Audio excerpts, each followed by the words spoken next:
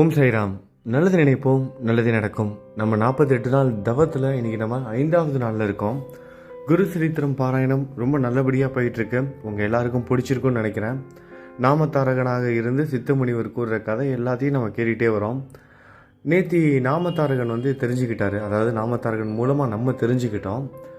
ஆத்மலிங்கம் எப்படி கோகர்ண சேத்திரத்துக்கு வந்தது அப்படிங்கிறத தெரிஞ்சுக்கிட்ட நாமத்தாரகனுக்கு ஆர்வம் தாங்க முடியல. நம்மளை மாதிரியே அவர் மேலும் கோகர்ண சேத்திரத்தை பற்றி தெரிஞ்சுக்கணும் அப்படின்னு மிகவும் ஆவலாக என்ன பண்ணுறாரு, விருப்பத்தோட சித்த முனிவர்கிட்ட கேட்குறாரு.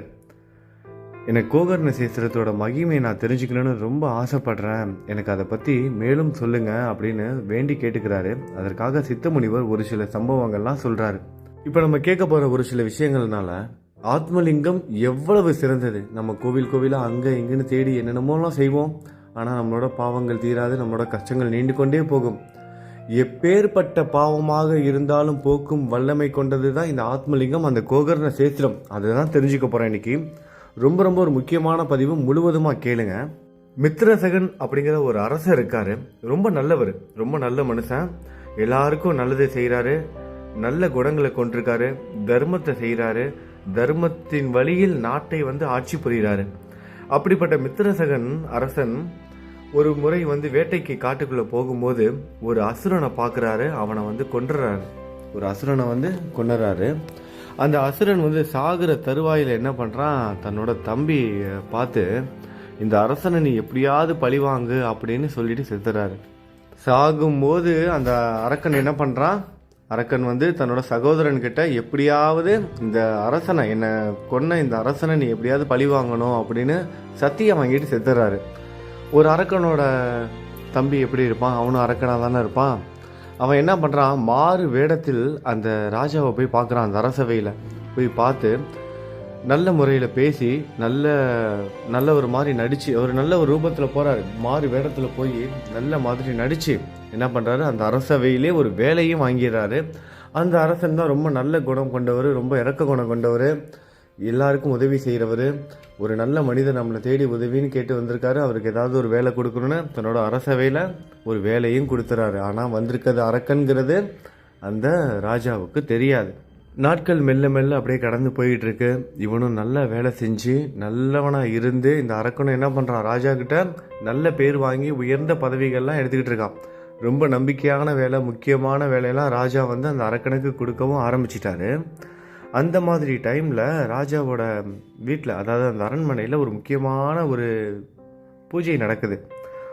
பெரியவர்களுக்கெல்லாம், அதாவது முன்னோர்களுக்கெல்லாம் பூஜை செய்கிற அந்த சிரார்த்தம், முன்னோர்களுக்கு செய்ய வேண்டிய அந்த கடமைகளுக்கான பூஜைகள்லாம் நடந்துக்கிட்டு இருக்கு.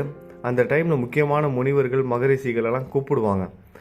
அப்போ அங்கே மன்னர் என்ன பண்ணுறாரு, வசிஷ்டர் போன்ற முக்கியமான ரிஷிகளெல்லாம் கூப்பிட்றாரு. எல்லாரும் வராங்க. அந்த விசேஷமும் நல்லபடியாக நடந்துக்கிட்டு இருக்கு. அப்படி நடந்துக்கிட்டு இருக்கும்போது அந்த விசேஷ நிகழ்ச்சிகளுக்கான முக்கியமான ஏற்பாடு என்னன்னா சாப்பாடு தான். எல்லாருக்கும் நல்லா கவனிக்கணும், மரியாதையாக இருக்கணும். ஏன்னா வந்திருக்கிறது எல்லாம் யார், முக்கியமான மகரிஷிகள், வசிஷ்டர் மாதிரி மகரிஷிலாம் வந்திருக்காங்க. அப்போ அவங்களுக்கு அந்த சாப்பாட்டில் எந்த ஒரு குறையும் வந்துடக்கூடாது. ஏதாவது ஒரு குறை ஏற்பட்டு இந்த மகரிஷிகளோட சாபத்துக்கோ பாவத்துக்கோ ஆளாகிடக்கூடாதுங்கிறதுக்காக என்ன பண்ணுறாரு, முக்கியமான அந்த ஒரு ஏற்பாடை அந்த அரக்கன் கிட்ட கொடுத்துறாரு. அரக்கன் தெரியாமல் என்ன பண்ணுறாரு, நல்லவன் நினச்சி நம்பி கொடுத்துறாரு. அந்த அரக்கன் என்ன பண்ணுறான், யாருக்கும் தெரியாமல் சாப்பாட்டில் மாமிசத்தை கலந்துடுறான், நான்வெஜ்ஜை கலந்து வச்சிடறான். வந்திருக்கிறது எல்லாம் மகரிஷிகள், இவன் என்ன பண்ணி வச்சிருக்கான், சாப்பாட்டில் நான்வெஜ்ஜை, மாமிசத்தை கலந்துடுறான். இது தெரியாமல் உணவும் பரிமாறப்படுகிறது. அந்த உணவை பரிமாறுறது ராஜாவே பரிமாறுறாரு. ஏன்னா மகரிஷிகள்லாம் வந்திருக்காங்க அப்படின்னு சொல்லிட்டு ராஜாவே பரிமாறுறாரு. அவர் கவனிக்காமல் பரிமாறுறாரு. ஆனால் பார்த்தா சாப்பாட்டில் மாமிசம் இருக்கு, அதுவும் மனித மாமிசம். இந்த அரக்கன் என்ன வேலை செஞ்சு வச்சிருக்கான் பாருங்க, யாரையோ கொன்னு மனித மாமிசத்தை வச்சிருக்கான். மிகவும் தந்திரமா யாருக்குமே தெரியாம கலந்து வச்சுட்டான். இதை தெரியாத ராஜாவும் பரிமாறிட்டாரு. அங்க இருக்க முனிவர்கள், வசிஷ்டர்கள் எல்லாரும் உட்கார்ந்துருக்காங்க சாப்பாட்டுக்காக. மனித மாமிசத்தோட உணவுகள் பரிமாறப்படுகிறது. இந்த காட்சியை கண்ட வசிஷ்டருக்கு கோபம். எவ்வளவு ஒரு பெரிய பாவம். வசிஷ்ட முனிவருக்கு கோபத்தை கட்டுப்படுத்த முடியல. ஏன்னா எவ்வளவு பெரிய ஒரு அநியாயம் நடந்திருக்கு. அந்த ராஜாவை பார்த்து சொல்றாரு, நீ எனக்கு மிகப்பெரிய பாவம் பண்ணிட்ட, மனித மாமிசத்தை பரிமாறிட்ட, அதனால நீ பிரம்ம ராட்சசனாக பிறப்பாய். பிரம்ம ராட்சசன், அதாவது மனிதர்களை கொன்று திங்கும். நீ மனித மாமிசத்தை தானே எனக்கு வந்து படைச்ச, பரிமாறின. அதனால நீ மனித மாமிசத்தை தின்கும் ஈவு இரக்கமற்ற ஒரு பிரம்ம ராட்சசனாக பிறப்பாய் அப்படிங்கிற ஒரு சாபத்தை கொடுத்துறாரு. இதை பார்த்த ராஜா பயந்து போய் முனிவர்கிட்ட மன்றாடுறாரு மகரிஷி கிட்ட. மகரிஷி, எனக்கு வந்து இது எப்படி நடந்ததுன்னு தெரியாது, இதுக்கு எனக்கு எந்த பொறுப்பும் இல்லை, யாரோ செய்த தவறுக்கு நீங்க எனக்கு வந்து சாபம் கொடுக்குறீங்களே, இது வந்து நியாயமா அப்படின்னு சொல்லிட்டு என்ன பண்றாரு, என்னென்னமோ கேட்கிறாரு. இவர் வந்து மசீர பாடு இல்லை, வேற வழி இல்லாம அவர் தெரிஞ்சு போச்சு, சாபம் கொடுத்தா பழிச்சிடுங்கிறது தெரிஞ்சு போன ராஜாவுக்கு வந்து கோபம் வந்துருச்சு. இப்ப ஏன்னா யாரோ செய்த தவறு, ராஜா வந்து தவறு செய்யல. இதுக்காக இந்த முனிவர் அவசரப்பட்டு இந்த மகரிஷி வசிஷ்டர் மகரிஷி என்ன பண்ணிட்டாரு, அவசரப்பட்டு நமக்கு சாபம் கொடுத்துட்டாரு, அதுவும் இப்படிப்பட்ட ஒரு சாபம் அப்படின்னு கோவப்பட்ட ராஜா என்ன பண்றாரு, கையில் இருந்த நீரை எடுத்து என்ன பண்றாரு, முனிவர் பக்கமாக திரும்பி முனிவருக்கு வந்து சாபம் அளிக்க முற்படுறாரு. முனிவருக்கு வந்து சாபம் கொடுக்கறதா இவர் வந்து அந்த முயற்சி செய்யும் போது அதை பார்த்த அவங்களோட மனைவி மதயந்தி, அவங்களும் வந்து நல்ல முறையில் ஆன்மீக முறையில் பயணம் செய்கிற ஒரு நல்ல ஒரு பெண்மணி. அந்த மதயந்தி அந்த ராஜாவோட மனைவி என்ன பண்றாங்க, தடுத்து நிப்பாட்டுறாங்க. குருவை, நீங்க வந்து சபிப்பது வந்து சரியாகாது, அது இப்ப நீங்க வாங்கின சாபத்தை விட மிகப்பெரிய ஒரு பாவமாயிரும், அதனால என்ன பண்றதுன்னு தெரியாம இப்படிப்பட்ட ஒரு இது செஞ்சிடாதீங்க அப்படின்னு சொல்லி தடுத்து நிப்பாட்டி இவர் என்ன பண்ற, கையில வேற தண்ணியை எடுத்துட்டாரு. சாபம் கொடுக்கறதுக்காக கையில வந்து தண்ணியை வந்து ஊத்திட்டாரு அந்த ராஜா. அப்ப அந்த சாப ஜலத்தை, அந்த சாப தண்ணீரை வேற எங்கும் ஊத்திடக்கூடாது, ஏன்னா அந்த சாப தண்ணியை வந்து வேற எங்கேயாவது ஊத்துறோம்னா அதனால ஏதாவது அபசகம்னா ஏதாவது நடக்கும் அப்படிங்கிறதுக்காக என்ன பண்றாங்க, அந்த சாப தண்ணீரை வாங்கி தன்னோட காலிலேயே அந்த மனைவி மதயந்தி வந்து ஊத்திக்கிறாங்க, ராஜாவோட மனைவி. அடுத்ததான் என்ன பண்றாங்கன்னா, ராஜாவோட மனைவி முனிவரை மகரிஷியை பார்த்து கேட்குறாங்க, என்னோட கணவர் வந்து எந்த தவறும் செய்யாதவர், யாரோ செய்த தவறுனால இந்த மாதிரி ஒரு தவறு நடந்துருச்சு, நீங்கள் வந்து அவருக்கு சாபம் கொடுத்துட்டீங்க, இதுக்கான விமோசனத்தையும் நீங்களே கொடுத்துருங்க அப்படின்னு மன்றாடி கேட்டுக்கிறாங்க. ஏன்னா சாபம் கொடுத்துட்டாங்க, அது நடந்தே தீரும், அதுக்கான சாப விமோசனத்தை தான் அது பார்க்கணும். ஒரு நோய் வந்துருச்சு, அதுலேருந்து விடுபடுவதற்கான மருந்தை தான் நம்ம தேடணும், அதை தான் அவங்களும் செய்கிறாங்க. என்ன பண்ணுறாங்க, கேட்குறாங்க, மன்றாடி கேட்குறாங்க. வசிஷ்டர் மகரிஷியும் கொஞ்சம் சாந்தம் அடைந்து ஒரு 12 ஆண்டுகளுக்கு பிறகு இவருக்கு வந்து சாபத்திலிருந்து விமோசனம் கிடைக்கும் அப்படிங்கிற மாதிரி சொல்லிடுறாரு. ஒரு 12 வருடம் நான் சாபம் கொடுத்துட்டேன், இவன் வந்து பிரம்ம ராட்சசனா வாழ்ந்தே ஆகணும், கொஞ்ச நாள் கழிச்சு, அதாவது ஒரு 12 வருஷம் கழிச்சு நான் திரும்பவும் பழைய முறைக்கு வந்து திரும்பிடுவான், நல்ல மனிதனாக மாறிடுவான் அப்படிங்கிற அந்த சாப விமோசனமும் கொடுக்குறாரு. இப்போ இந்த மித்ரசகன் அரசன் வந்து பிரம்ம ராட்சசனாக உருமாறி கல்மஷபாதன் என்ற பெயரில் வந்து காடுகளெல்லாம் சுற்றி திரிகிறான். அங்கே இருக்கிற மனிதர்கள், மிருகங்கள், இந்த மாதிரி எந்த ஒரு பாகுபாடும் இல்லாமல், மிருகங்கள் மனிதர்கள் எந்த ஒரு பாகுபாடும் கிடையாது, எதிர்த்த மாதிரி எது வந்தாலும் என்ன பண்ணுறது, அதை வந்து கொலை பண்ணி சாப்பிட்றது அந்த மாமிசத்தை. இந்த மாதிரி வந்து வாழ்ந்துட்டு இருக்கான் காட்டுக்குள்ள, ஒரு பிரம்ம ராட்சசனா, ஈவு இறக்கமற்ற ராட்சசனா வந்து வாழ்ந்துட்டு இருக்கான். இப்படி இருந்துட்டு இருக்கும்போது அந்த காட்டு வழியா ஒரு பிராமண தம்பதிகள் வந்து போறாங்க, கணவன் மனைவி 2 பேரும் போறாங்க. அவங்க 2 பேரையும் வந்து இந்த கல்மஷ பாதன் வந்து பார்க்கறான், பிடிச்சு வச்சுக்கிறான். பிடித்துட்டு என்ன பண்றான், கணவன் மனைவி 2 பேரும் போறாங்க, அந்த கணவனை வந்து பிடித்து சாப்பிட வந்து போறான், கொலை பண்ணி சாப்பிட போறான். அப்பொழுது அந்த கூட இருக்கிற அவங்களோட மனைவி, அதாவது இந்த தம்பதிகள் 2 பேர் வந்திருக்காங்களா, அதில் 2 பேரில் வந்து கணவனை தான் வந்து பிடிச்சி வச்சுக்கிட்டான். அந்த கணவனோட மனைவி வந்து என்ன பண்ணுறாங்க, பிரம்ம ராட்சசனை பார்த்து, தயவு செய்து இந்த மாதிரி பண்ணிடாத, அவரை நீ கொன்னுட்ட அப்படின்னா நான் வந்து விதவியாக வாழணும், அந்த மாதிரியான ஒரு வாழ்க்கை எனக்கு கொடுத்துடாத, என்னை தயவு செய்து அவருக்கு பதிலாக நீ என்ன வேணால் சாப்பிட்டுக்கோ, என்னோட புருஷன், என்னோட கணவன் இல்லாமல் என்னால் விதவியாக வந்து வாழ்வது மிக மிக கடினம், வேதங்களை நன்கு அறிந்த இவரை சாப்பிடுவதால் உனக்கு பாவம் தான் வரும், இவர் வந்து வேதங்கள் எல்லாம் கற்றறிந்த ஒரு அறிஞர், இவரை நீ சாப்பிட்டேன்னா உனக்கு பாவம் தான் இன்னும் அதிகமாகும், அதனால தயவு செய்து அவரை விட்டுட்டு என்னை வந்து உன்னோட மகள் மாதிரி நினச்சிக்கோ, என்னை அவரை வந்து விட்டுரு. எப்படிலாம் கெஞ்சிட்டாங்க பாருங்க தன்னோட கணவனுக்காக, என்னை வந்து உன்னோட மகள் மாதிரி நினச்சிக்கோ, தயவு செய்து என்னோட கணவனை விட்டுரு, இல்லை அதுக்கும் மேலே நீ கொன்று சாப்பிட்டு தான் ஆகணும் அப்படின்னா என்ன வந்து அந்த மாதிரி பண்ணு, என்ன வந்து கொன்று சாப்பிட்ரு அப்படின்னு எவ்வளோ மன்றாடி கேட்குறாங்க. ஆனால் இது எல்லாத்தையும் கேட்டும் அது பிரம்ம ராட்சசனாலேயா ஈவு இறக்கம்லாம் இல்லாமல் வாழணுங்கிறது தான் சாபமும் கூட. அந்த பிரம்ம ராட்சசன் என்ன பண்ணுறான், ஈவு இறக்கம் இல்லாமல் அந்த பெண் எவ்வளவோ கதறி மன்றாடி காலில் விழுந்து கெஞ்சி எதற்கும் வந்து செவி சாய்க்காமல் அந்த பெண்ணோட கணவனை வந்து கொன்று சாப்பிட்றான். இந்த மனைவிக்கு கோபம் தாங்க முடியல. நம்ம இவ்வளவு சொல்லியும் இவன் இப்படி பண்ணிட்டானே அப்படிங்கிற அந்த கோபத்துல அந்த மனைவி சாபம் கொடுக்குறாங்க. மீண்டும் ஒரு சாபம் இந்த அரக்கனுக்கு. ஏற்கனவே ராஜாவா இருந்துதான் செய்யாத ஒரு தவறுக்கு சாபத்தை வந்து அடைந்தான், பிரம்ம ராட்சசனா வந்தான். இப்ப மீண்டும் ஒரு தவறு செய்து முன்னாடி தவறு செய்யாம சாபம், இப்ப தவறு செய்து ஒரு சாபம், அதுவும் பத்தினி சாபம். ஒரு தம்பதியை நீ வந்து பிரிச்சுட்ட, அதனால இந்த ராட்சச சாபம், இப்ப நீ ராட்சசனா இருக்கல, இந்த சாபம் முடிஞ்சு உன்னோட நாட்டுக்கு போய் உன் மனைவி கூட நீ சேர்ந்த அப்படின்னா, அதாவது இந்த சாபம்லாம் முடிஞ்சு உன் நாட்டுக்கு போவேல, போனதுக்கு அப்புறம் உன்னோட மனைவியோட சேர்ந்து சந்தோஷமா வாழலான்னு நீ நினைக்கும் போது நீ வந்து இறந்துருவ. அதாவது சந்தோஷமா நீ உன் மனைவியோட வாழ முடியாது. உன் மனைவியோட சேர்ந்த அப்படின்னா உன் நாட்டுக்கு நீ போவ, உன்னோட சாபம்லாம் முடிஞ்சு உன்னோட நாட்டுக்கும் போயிடுவ. ஆனா நீ உன் மனைவியோட வாழ முடியாது. அப்படி உன் மனைவியோட ஒன்னா சேர்ந்தேனா, அதாவது தாம்பத்திய உறவிலோ அந்த குடும்ப வாழ்க்கையிலயோ நீ ஈடுபட்ட அப்படின்னா நீ வந்து இறந்துருவ, நீ வந்து மரணித்து விடுவாய் அப்படிங்கிற ஒரு சாபத்தை வந்து கொடுத்துறாங்க. இந்த சாபத்துக்கு அப்புறம் நாட்கள் ஓடுது, ரொம்ப வேகமா போகுது. 12 வருடங்களும் முடியுது. இந்த பிரம்ம ராட்சசனோட சாபமும் நீர்ந்து அவன் தன்னோட நாட்டுக்கும் போறான். அவங்க அந்த ராஜாவோட மனைவி ரொம்ப சந்தோஷமா இருக்காங்க. தன்னோட கணவன் நம்ம கிட்ட திரும்பி வந்துட்டான் அப்படின்னு ரொம்ப சந்தோஷமா இருக்காங்க. அன்று இரவு வருது. அன்னைக்கு இரவு அவன் ராஜா சொல்றான் அந்த மனைவி கிட்ட, இந்த மாதிரி ஒரு பிராமண பெண்ணால எனக்கு இப்படி ஒரு சாபம் வந்துருச்சு, நான் வந்து அந்த பெண்ணோட கணவனை வந்து நான் வந்து கொன்னுட்டேன், இந்த மாதிரி ஒரு சாபம் கொடுத்துட்டாங்க, நீயும் நானும் வந்து ஒன்னா சேர்ந்தோம் அப்படின்னா நான் இறந்துடுவேன் அப்படின்னு சொல்லிட்டு ஆசையோடு நெருங்கி வந்த அவனோட மனைவியை வந்து தடுத்து நிப்பாட்டுறான். அதுக்கப்புறம் இந்த சாபம் தீர்வதற்காக புரோகிதர்கள், பெரியோர்கள் அவங்களோட ஆலோசனையின்படி பல வகையான விரதங்களை வந்து மேற்கொள்றான். 101 தீர்த்த யாத்திரைகளும் செய்யறான்.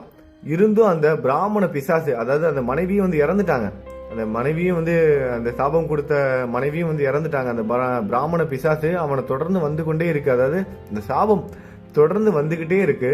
அவன் செய்வது அறியாமல் தவித்து கொண்டிருந்த வேளையில் அவர்கள் கௌதம மகாமுனிவரை சந்திக்க நேரிட்டது. என்னென்னமோ செய்யறாங்க, தீர்த்த யாத்திரை போறாங்க, என்னென்னமோ யாகங்கள் அது இதுன்னு என்னென்னமோ செஞ்சு எந்த ஒரு பயனும் இல்லை. அந்த சாபம் துரத்திக்கிட்டே இருக்கு, பிராமண பிசாசு துரத்தி வந்துகிட்டே இருக்கு. என்ன பண்றதுன்னு தெரியாம இருக்கும்போது கௌதம மகாமுனிவரை சந்திக்க நேரிட்டது. அவரை சாஷ்டாங்கமாக வணங்கி அவருக்கு பாத பூஜை செய்து தனக்கு நேரிட்ட பிராமண பெண்ணின் சாபத்தை பற்றி கூறி துன்பத்திலிருந்து வெளிப்படுவதற்கு வழி கூறுங்கள் என்று வேண்டி கேட்டுக்கிறான். இதை கேட்ட கௌதம முனிவர் என்ன பண்றாரு, அந்த அரசனை பார்த்து சொல்றாரு, நீ பயப்படாத, எல்லா பாவங்களையும் தீர்க்கும் மகேசனின் கோகர்ண சேஸ்திரம் இருக்கிறது, இது கைலாயத்திற்கு சமமானது. அங்கு விசுவாமித்திரர் மற்றும் பல முனிவர்கள் தவம் செய்தார்கள். சகல தேவர்களும் அங்கு வந்து மகாபலேஸ்வரரை பூஜிப்பார்கள். அங்கே இருக்கும் நீரெல்லாம் புண்ணிய நீரே, அங்கே இருக்கும் கற்கள் எல்லாம் சிவலிங்கங்கள். அங்கு சென்று ஈசனை துதிப்பவர்களுக்கு சகல புண்ணியங்களும் கிடைக்கும் என்றார். என்ன பண்றாரு, நீ எதுக்கும் பயப்படாத, இங்க கோகர்ண சேஸ்திரம் இருக்கு, அந்த கோகர்ண சேஸ்திரத்துக்கு நீ இப்போ வந்து போனேன்னா அது வந்து கைலாயத்திற்கு சமம். விசுவாமித்திரர் போன்ற பல முனிவர்களும் வந்து தவம் செய்யற இடம் அது. சகல தேவர்களும் என்ன பண்ணுவாங்க, சில தேவர்களும் தேவதைகளும் வந்து சிவனுக்கு வந்து பூஜை செய்வாங்க. அப்படிப்பட்ட ஒரு இடம். அங்க இருக்கிற நீர் எல்லாமே, தண்ணீர் எல்லாமே வந்து தீர்த்த நீர் தான், தீர்த்தம் தான். அங்க இருக்கிற கற்கள் எல்லாமே சிவலிங்கங்கள் தான். அதனால நீ அங்கு சென்று சிவனை நீ வந்து துதித்தேனா உன்னோட பாவங்கள் தீந்துரும் அப்படிங்கிற மாதிரி சொல்றாரு. இந்த ராஜாவுக்கு மிகப்பெரிய ஒரு சாபம்ல. முனிவர் வந்து என்ன பண்ணுவாங்க, இந்த மாதிரி கோயிலுக்கு போங்க, அங்க போங்க, இங்க போங்கன்னு சொல்லுவாங்க. அந்த மாதிரி நினைச்சுக்கிட்டு இவர் என்ன பண்றாரு, நமக்கு வந்திருக்குது மிகப்பெரிய ஒரு சாபம். ஏன்னா நம்ம வந்து ஒரு ஒரு பத்தினி பெண் முன்னாடி அவனோட கணவனே நம்ம வந்து கொண்டுட்டோம். இது வந்து மிகப்பெரிய ஒரு சாபம், இது நம்மளை சும்மா விடாது அப்படிங்கிறதுக்காக கொஞ்சம் பயந்து போய் என்ன பண்றாரு, அந்த முனிவர்கிட்ட கௌதம முனிவர்கிட்ட கேட்கிறாரு, அங்கே நான் போகிறேன், ஆனால் அந்த இடத்துல வந்து இந்த மாதிரி பாவங்கள் தீர்ந்த ஏதாவது ஒரு கதை ஏதாவது இருக்கா, நீங்கள் சொல்ல முடியுமா, யாருக்காவது நடந்திருக்கா இந்த மாதிரி, அந்த மாதிரி நடந்தால் அந்த மாதிரி நிகழ்ச்சிகள் எனக்கு வந்து சொல்லுங்கள், இந்த மாதிரி மிகப்பெரிய பாவங்கள் தீர்ந்த சம்பவங்கள் இருந்தால் எனக்கு வந்து சொல்லுங்கள், அதனால் எனக்கு கொஞ்சம் நம்பிக்கை வரும், நான் நம்பிக்கையாக நான் போவேன்ல அப்படிங்கிற மாதிரி சொல்லி கேட்குறாரு. அதுக்கு அந்த கௌதம முனிவரும் சம்மதித்து ஒரு சம்பவத்தை வந்து சொல்கிறாரு. ஒரு சிவராத்திரி அன்று நான் அங்கே சென்றிருந்தேன். கௌதம முனிவர் வந்து அங்கே போயிருந்தாராம். அங்கே என் அருகில் ஒரு சண்டாள பெண் ஒருத்தி தொழுநோயால் உடல் முழுவதும் புண்களாகி சீல் பிடித்து ஈக்கள் மொய்த்து கொண்டு உடுத்த சரியான துணி இல்லாமல் குருடியானவளாக இருக்கிறாள். ஒரு சிவராத்திரி அன்னைக்கு கௌதம முனிவர் அங்க போயிருக்காரு. அப்ப அவர் பக்கத்துல வந்து ஒரு சண்டாள பெண் வந்து இருந்திருக்கா. தொழுநோயால் பாதிக்கப்பட்டு உடல் முழுவதும் புண்களால் சீழ்வடிந்து கொண்டு ஈக்கள் வந்து மொய்த்துக்கிட்டு இருக்கு. உடல்ல சரியான உடுத்துவதற்கான துணிகள் இல்லை. உடல் அங்கேயும் எங்கேயுமா தெரியுது. அது மட்டும் இல்லாம குருடியாவும் இருக்கா, கண்கள் தெரியல. ரொம்ப வேதனையை அனுபவிச்சுட்டு இருக்கா. இப்படி வேதனையை அனுபவிச்சு துடிச்சு போய் என்னாகிறா, செத்தும் போயிடா, உயிரை வந்து விட்டுட்டான். அவள் வந்து உயிரை விட்ட கொஞ்ச நேரத்துல, சற்று நேரத்திலாம் கைலாசத்திலிருந்து சிவ தூதர்கள் வந்து இவளை கைலாசத்திற்கு கொண்டு செல்ல முற்பட்டு கொண்டிருந்தார்கள். கைலாசத்திலிருந்து சிவ தூதர்களே வந்துட்டாங்க இவளை வந்து கைலாசத்திற்கு கொண்டு செல்வதற்காக. இதை பார்த்த எனக்கு கடும் ஆச்சரியம், இந்த கௌதம முனிவருக்கு பெரும் ஆச்சரியம்.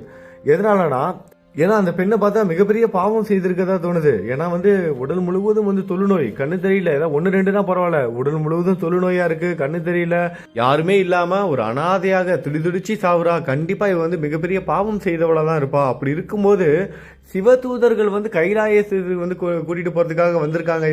இவ இறந்ததுக்கு அப்புறம் இது எப்படி சாத்தியம்னு சொல்லிட்டு என்ன பண்றாரு, வந்திருக்க சிவ தூதர்கள்ட்ட இந்த கௌதம முனிவரே வந்து கேட்கிறாரு.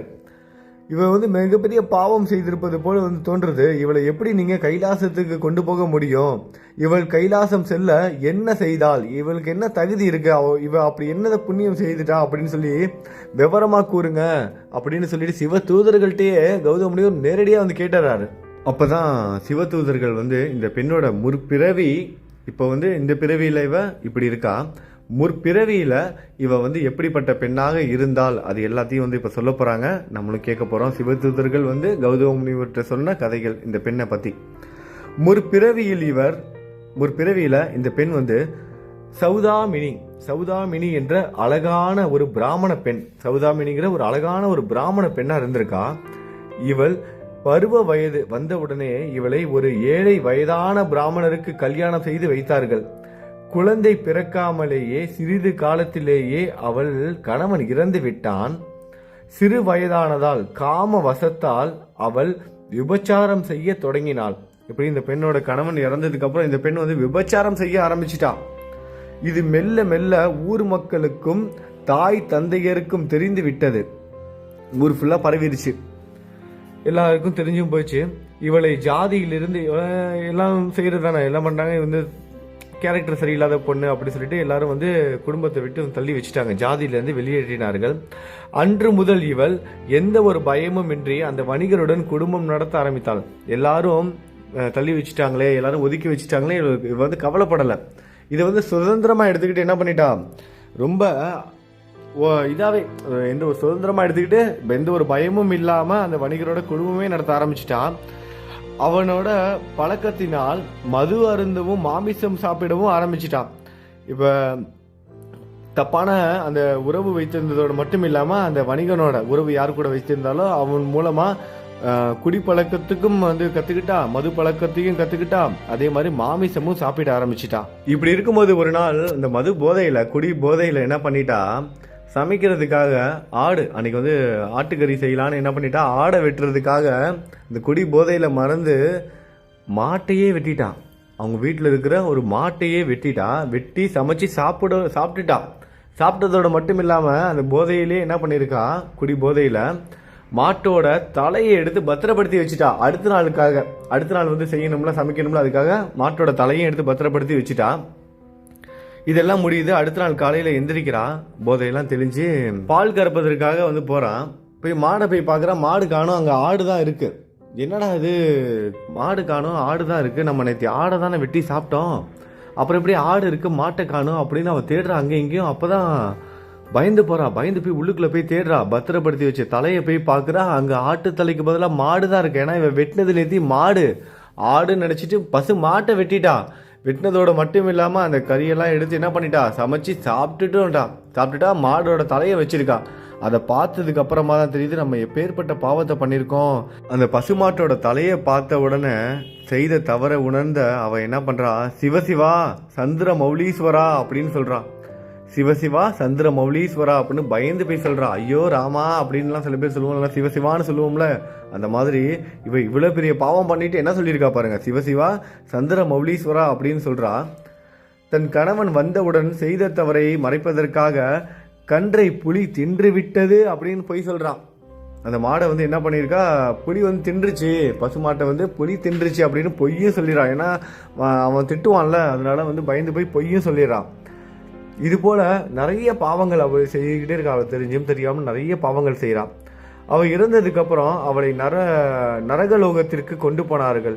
அங்கு அவள் செய்த பாவத்திற்கு தண்டனை அனுபவித்து மீதமுள்ள பாவத்தின் கருமாவை அனுபவிப்பதற்காக இப்போது இந்த சண்டாள குலத்தில் பிறந்தாள். இந்த மாதிரி நிறைய பாவங்களோட தான் அவளோட வாழ்க்கை போணுச்சு. அவளோட வாழ்க்கை அந்த கடைசி காலம்லாம் எல்லாம் முடிஞ்சதுக்கப்புறம் நரகத்துக்கு தான் போகிறான். ஏன்னா இவ்வளோ பாவங்கள் செஞ்சுருக்கா, கண்டிப்பாக நரகத்துக்கு தானே போவான். நரகத்துக்கு போயிட்டா, அங்கே போய் வாழ்ந்தும் அவளோட பாவங்கள் தீரலை. அதனால் மீதி இருக்க அந்த பாவ கருமாக்களை திருப்பதற்காக இந்த சண்டாள குலத்தில் வந்து பிறக்கிறான். அதாவது இந்த தொழுநோயாளியாகவும் இந்த கண் தெரியாமல் இந்த மாதிரியாக கஷ்டங்களெல்லாம் இவன் அனுபவிக்க மாதிரி ஒரு சூழ்நிலை வந்து உருவாகுது அந்த கருமாவினால். அவள் முன் ஜென்மத்தின் செய்த பாவங்களுக்கு பிறவி குருடியாக பிறந்தாள். அவள் வந்து முன் ஜென்மத்தில் செய்த பாவங்களுக்கு பிறவி குருடியாக பிறந்தால் விபச்சாரம் செய்ததற்காக பிற்காலத்தில் தொழுநோய் பற்றி கொண்டது. சில நாட்கள் அவள் தாய் தந்தையர்கள் அவளை காப்பாற்றினார்கள். அவர்களும் இறந்து விட்டார்கள். பிறகு அவள் பிச்சை எடுத்து வாழ்ந்து கொண்டிருந்தாள். இப்படி இருக்கையில் அவளுக்கு வயது முதிர்ந்து விட்டது. இந்த பெண் வந்து இந்த மாதிரிலாம் பிறக்கும் போதே இந்த மாதிரி கண்ணு தெரியாமல் பிறகுறா. அப்புறம் தொழுநோய் வருது. கொஞ்ச நாள் அவங்களோட அம்மா அப்பா வந்து பார்த்துக்கிறாங்க. அவங்க அம்மா அப்பாவும் இறந்ததுக்கப்புறம் வந்து பிச்சை எடுத்து வாழ்ந்துகிட்டு இருக்கா. நாட்கள் அப்படியே வேகமாக போகுது. இந்த பெண்ணும் வந்து அந்த வயோதிக காலகட்டத்துக்கு வந்துட்டா. இந்த வயசான காலகட்டத்தில் அந்த பெண்ணுக்கு வந்து ஒரு ஆசை ஏற்படுகிறது, ஒரு சிந்தனை ஏற்படுகிறது. அதாவது கோகர்ண சேத்திரத்துக்கு போக வேண்டும்ங்கிற அந்த ஒரு எண்ணம் வருது.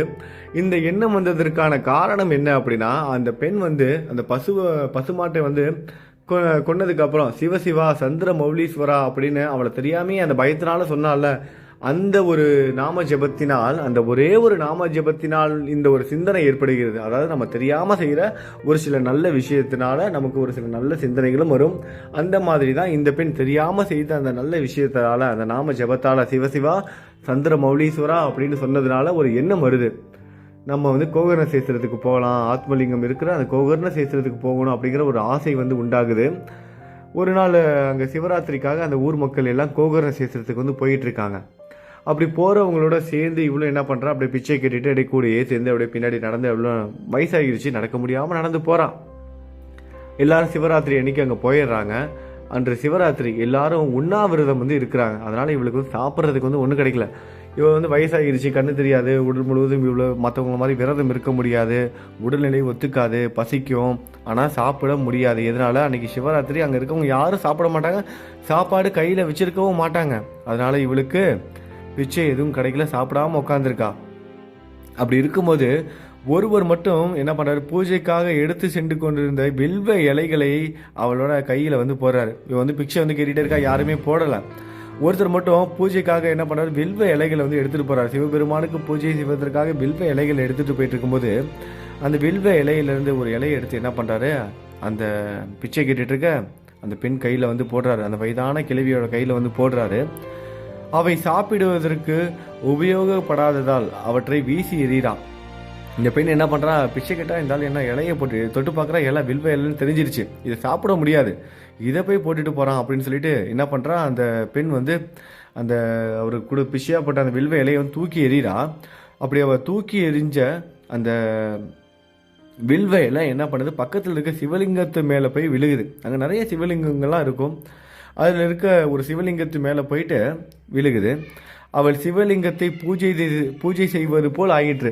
இவன் இந்த வில்வ இலையை தூக்கி போட்டது, அந்த வில்வ இலை சிவலிங்கத்து மேலே போய் விழுந்தது என்ன ஆயிடுச்சுன்னா, இவன் சிவலிங்கத்துக்கு வந்து வில்வ இலையால் பூஜை செய்த மாதிரி ஆகிருச்சு.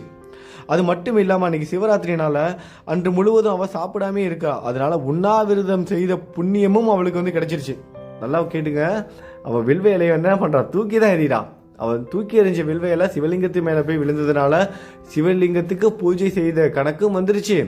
அன்னைக்கு இரவு முழுவதும் அவள் சாப்பிடாம இருந்தா. அதனால அவள் வந்து சிவராத்திரி அன்னைக்கு உண்ணாவிரதம் இருந்த புண்ணியமும் வந்து சேர்ந்துருச்சு.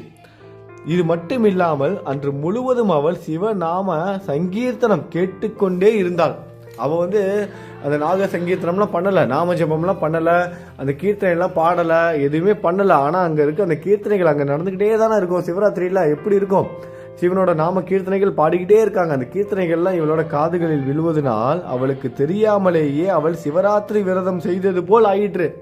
அவளுக்கே தெரியாம அவ சிவராத்திரி விரதமே இருந்துட்டான். அதனால சிவலோகம் செல்ல புண்ணியம் கிடைத்து விட்டது என்று சிவ தூதர்கள் கௌதம முனிவர்கிட்ட சொல்றாங்க. அவ அந்த பெண் அவளுக்கே தெரியாம சிவராத்திரி விரதம் இருந்துட்டான். அதனால அவ சிவலோகம் செய்வதற்கான அனைத்து தகுதிகளும் அனைத்து புண்ணியமும் அவளுக்கு கிடைச்சிருச்சு. அவள் மேல் புனித நீரை தெளிக்கிறாங்க. அந்த சிவலோகத்திலிருந்து வந்திருக்க அந்த சிவ தூதர்கள் என்ன பண்றாங்க, ஒரு புண்ணிய நீரை எடுத்து அந்த இறந்து கிடக்கிற அந்த பெண் மேலும் தெளிக்கிறாங்க. தொழுநோயால் பாதிக்கப்பட்டு நிலை குலைந்து இருக்கும்ல அந்த உடம்பு, புண்ணும் சீலும் ஈக்களும் வச்சுக்கிட்டு இருக்க அந்த உடம்பு என்ன ஆகுது, அப்படியே பிரகாசமாக மாறுகிறது.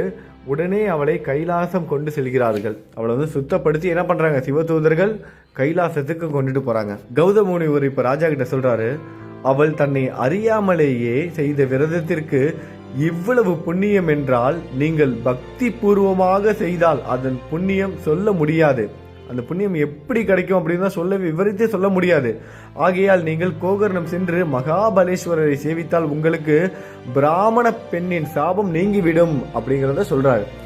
அந்த தொழுநோயால பாதிக்கப்பட்ட பெண் இவ்வளவு பாவங்கள் செய்திருக்கா, அவளுக்கு தெரியாம அவ பாட்டு ஏதோ சும்மா இருந்தா வெல்வேலையை தூக்கி போட்டா, அப்புறம் அங்க நடக்கிற அந்த கீர்த்தனைகள்லாம் காதால கேட்டுட்டு இருந்தா, சாப்பாடு கிடைக்காததுனால சாப்பிடாம இருந்தா, இந்த மாதிரி அவளுக்கு தெரியாம அந்த சிவராத்திரி விரதம் இருந்ததுனால அவளுக்கே தெரியாம இருந்துட்டான்.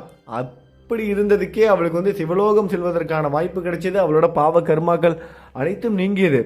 ஆனா இது எல்லாத்தையும் தெரிஞ்சுக்கிட்டு நீங்க பக்தி பூர்வமாக உண்மையான பக்தியோடு நீங்க சிவனை சேவித்தீங்க, கோகர்ண சேத்திரம் போயிட்டு ஆத்மலிங்கத்தை சேவித்தீங்கன்னா கண்டிப்பா உங்களுக்கு இந்த பெண்ணோட பிராமண பெண்ணோட சாபம் தீந்துரும் அப்படின்னு சொல்றாரு. கௌதம முனிவர் மேலும் கோகர்ண சேத்திரத்தின் மகிமையை கூறினார். சிவ புண்ணிய தலங்களில் மேன்மையானது கோகர்ணம். இந்த ஸ்தலத்தை பார்த்து மற்றும் நினைத்து விட்டால் எல்லா பாவங்களும் தீர்ந்துவிடும். ஒரு சில நண்பர்கள் இந்த மாதிரி புண்ணிய ஸ்தலங்களுக்கு போக முடியலையே அப்படின்னு சொல்லிட்டு வருத்தப்படவே தேவையில்லை. மனதால நினைங்க, குரு அற்புதமானவர். உங்களை அப்படியே கற்பனையிலே கூட்டிட்டு போயிடுவார். அது ரொம்ப கற்பனைக்கு அப்பாற்பட்டு இருக்கும். அந்த உணர்வு உங்களுக்கு கிடைக்கும். இந்த கதைகள்லாம் கேட்கும் போதே நீங்க கோகர்ண சேத்திரத்தை உணர்ந்து இருப்பீங்க. நான் ஏற்கனவே போயிட்டு வந்துட்டேன், ஒரு வாட்டி வீடியோ போட்டிருக்கேன். திரும்ப ஒரு முறை கண்டிப்பாக நான் போகிறேன். முடிஞ்ச அந்த குரு சரித்திரம் முடியறதுக்குள்ளேயோ இல்லை முடிஞ்சதுக்கு அப்புறமா கூடிய சீக்கிரம் நான் உங்களுக்கு கோகர்ண சேத்திரத்தை கூட்டிகிட்டு போய் காமிக்கிறேன். நீங்களும் ஆத்மார்த்தமாக வரலாம். முடிகிறவங்க போயிட்டு வாங்க, வாய்ப்பு கிடைக்கிறவங்க போயிட்டு வாங்க. முனிவர் சொல்றாரு, இந்த ஸ்தலத்தை பார்த்து மற்றும் நினைத்து விட்டால், பார்க்கிறது அப்புறம் நினைக்கிறது, இப்படி நினைச்சாலே எல்லா பாவங்களும் தீர்ந்துடும். இங்கு இந்திராதி தேவர்கள் எல்லாம் தவம் புரிந்து சிவனுடைய அருளினால் தாங்கள் விரும்பியதை பெற்றுவிட்டார்கள். அங்கு பிரம்மா, விஷ்ணு, இந்திரன் எல்லா தேவர்களும், சூரியன், சந்திரன், 8 வசுவுகள், மகாபலேஸ்வரருக்கு கிழக்கு திசையிலும், யம தர்மர், சித்திரகுப்தன், அக்னி, 11 ருத்திரர்கள், பித்ரு தேவர்கள் தெற்கு திசையிலும், விஸ்வாவசு, சித்திரசர் மேற்கு திசையிலும் இருந்து அவரை உபாசனை செய்து கொண்டு இருக்கிறார்கள். இப்படி அனைத்து தெய்வங்களும் ஒவ்வொரு வகையில ஒவ்வொரு மூலையில இருந்து சிவபெருமான நினைத்து தியானம் செய்துட்டு இருக்காங்க, பூஜை செய்துட்டு இருக்காங்க. இது மட்டுமல்லாமல் கசியபர், அத்ரி, வசிஷ்டர், கண்வர் முதலிய முனிவர்கள் கிருத யுகத்திலும், விஸ்வாமித்திரர், ஜபாலி, பரத்வாஜர் முதலான மகரிஷிகள், சனகநந்தர், நாரதர், சித்தர்கள், முனிவர்கள், யதிகள் எல்லா வேளைகளிலும் அவரை வழிபட்டு கொண்டிருப்பார்கள். ராவணன் முதலான அரக்கர்களும் இங்கு தவம் புரிந்து வரங்களை பெற்றார்கள். இங்கு செய்யும் தவம், ஆன்மீக பயிற்சி பல மடங்கு நல்ல பலன்களை அளிக்கும் என்று கூறினார். கௌதம முனிவரிடம் அனுமதி பெற்று மித்ரசகன் தன் மனைவியுடன் கோகர்ணம் சென்று மகாபலேஸ்வரரை சேவித்து சாபத்திலிருந்து விடுதலை பெற்றான். கௌதம முனிவரிடம் அனுமதி பெற்று மித்ரசகன், அதாவது அந்த ராஜா, தன் மனைவியுடன் கோகர்ணம் சென்று மகாபலேஸ்வரரை, அதாவது கோகர்ண சேத்திரத்தில் உள்ள ஆத்மலிங்கத்தை சேவித்து பூஜை செய்து சாபத்திற்கு விடுதலை பெற்றான். இது எல்லாத்தையும் நாமத்தார்கன் கண்களில் நீர் வரிய அப்படியே கேட்டுக்கிட்டே இருக்காரு. சித்த முனிவர் சொல்றாரு, இவ்வளவு புனிதமான ஒரு இடம் அது. அதனாலதான் இந்த கோகர்ண சேத்திரத்துக்கு ஸ்ரீ பாதபல்லவர் வந்தாரு. காசி, அயோத்தியா, பத்ரிகாசிரமம் இதெல்லாம் இருக்கிறப்ப இங்க எல்லாம் போயிட்டு எதுக்காக அங்க தங்கினாரு அப்படின்னா, கோகர்ண சேத்திரத்துல இவ்வளவு சக்தி இருக்கு. அந்த ஒரு காரணத்தினால தான் ஸ்ரீ பாதவல்லவர் 3 வருடங்கள் வந்து தங்கியிருந்தாரு அப்படிங்கிறத சொல்றாரு நாமதாரகன்ட்ட. மேலும் நாமதாரகன் சித்தமுனிவர்கிட்ட என்ன கேட்டாரு, சித்தமுனிவர் என்ன சொன்னாரு, இது எல்லாம் வந்து நம்ம நாளைக்கு பார்க்க போறோம். தொடர்ந்து நம்ம எல்லாரும் ஒன்றா இணைந்திருப்போம். இந்த தவத்தில் யாரும் விலகி போயிட வேணாம். 48 நாட்கள் நல்லபடியாக முடியும். நம்பிக்கையோடு இருங்க. மாற்றங்கள் நடப்பது நிச்சயம். நல்லது நினைப்போம், நல்லது நடக்கும். ஓம் சாய்ராம்.